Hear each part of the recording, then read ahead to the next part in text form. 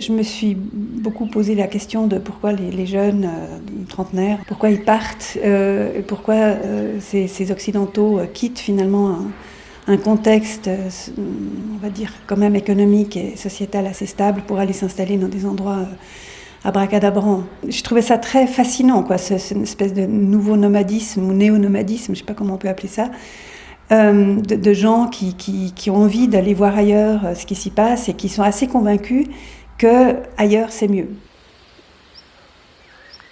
Oui, le Mexique, parce que ma fille a choisi justement de vivre au Mexique et que j'y ai été plusieurs fois et j'ai été complètement fascinée par ce pays, à la fois extrêmement violent, magnifique, haut en couleur. Enfin, quand je reviens en Suisse, j'ai l'impression d'arriver dans un film noir-blanc, quoi. Tellement cette nature est forte et séduisante, mais aussi un peu inquiétante, quoi. Donc au départ, en fait, Greg et Christelle, ils ont un rapport plus utilitaire à la nature, et puis voilà, les parcs, les jardins, les pommes de terre, enfin en gros quoi.